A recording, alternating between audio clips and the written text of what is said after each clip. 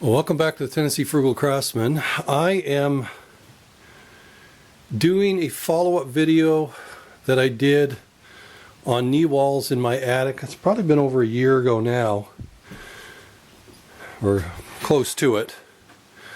I had someone asking me questions about prepping an interior corner on a hip for drywall. So how would your drywall, come into that? And so I'll also bring you up to speed on what some of the other things I've been doing.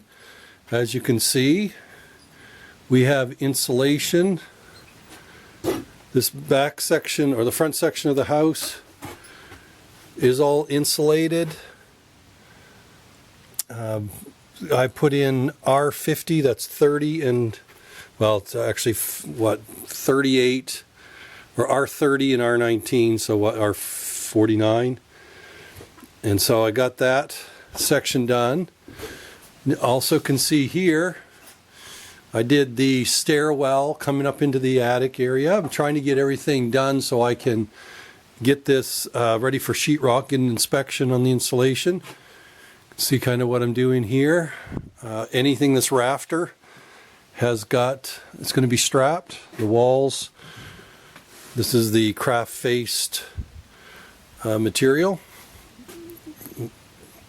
Here in eastern Tennessee, they don't use vaporberry because of the high moisture level, so everything is craft faced. And so I'll pick that up a little bit more in a minute, but what I wanted to do is I wanted to show how I did this interior corner. I'll show you a couple of the corners I did. I promised I would do either a short video or some pictures, and I thought the video would be easier. So here is my 2x8 ridge hip, and it's running down obviously to the far corner out there. But I want a knee wall in underneath of it, but I still wanted a prop. So, and this is actually too unequal. This is a smaller, so it's on a different plane, whereas this wall is shorter than this wall. It's going up past it.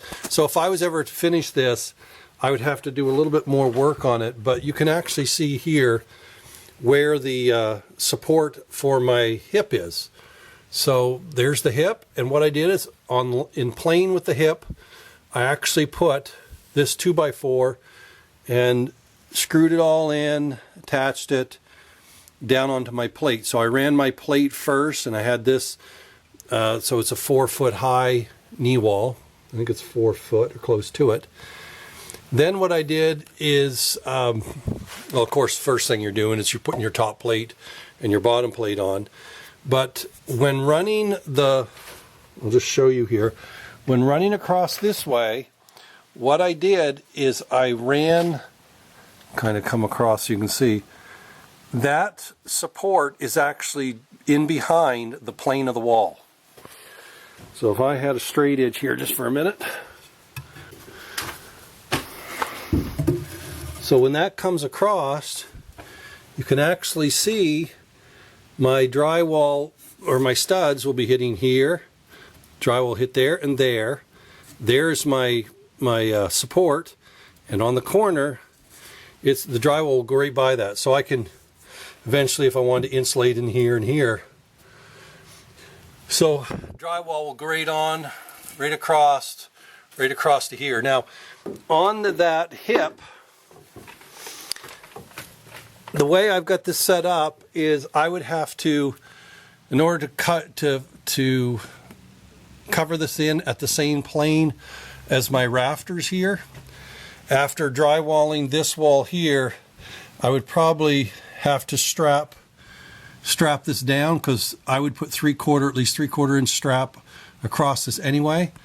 I might have to drip something like a 7/16 OSB and put that on first, but we want to get it down so your drywall would be coming right into the halfway point. It's kind of like if you're doing a valley or whatnot, if you're sheathing a valley. So it would take a little bit of furring out for this, because your hip has to be larger than your cut on your in this case 2x6, so I went to a 2x8. Same way if you're doing a ridge beam, you would actually have to have the ridge beam wider so it's covering the full cut of your rafter.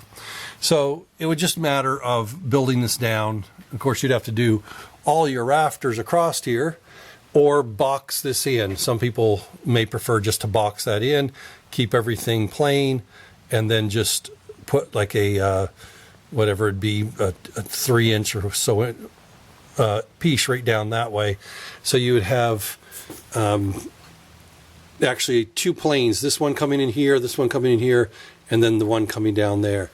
But if you wanted a crisp corner right here, you would have to strap this down to get your finished edge, so your drywall's coming right halfway on that ridge of that hip. But that's on one end, so I've got my prop underneath it, and that would all be covered. And as you can see here, I had to put in a filler block, so I had something to attach my my top plate to, and I also cut my top plate on the angle of the roof, which was almost a 45, I think it's 40 degrees. This is a 10-12 pitch, so it's 38 degrees or something like that. And then this here, same type of thing.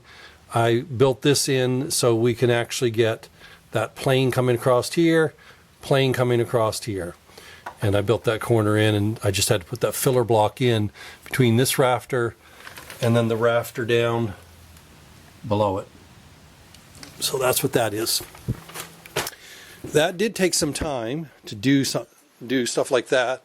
Now here is another one, slightly different. Again, this wall is higher than this wall, it's a shorter wall. There's my hip rafter, there's my support underneath of it, and again on the plane coming right across, that is in behind where the drywall is going to be. So running an edge across it, you can see the drywall will conceal that. But again, I had to have blocks in here to support my top plate. But the first thing you have to do is you actually have to figure out where you want your walls, snap lines top and bottom, get them level, and then put whatever blocking you need in.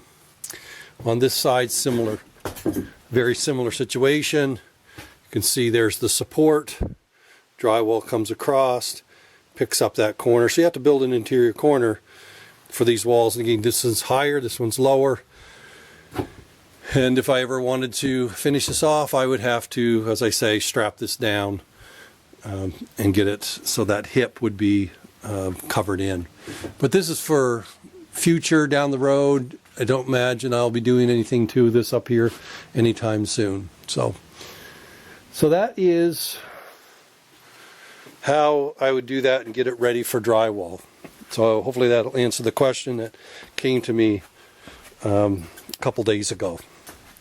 I also want to talk a little bit about insulating, and so I'll set up here and I'll work you through about how I insulate a corner hip and get the best R value. I'll be back.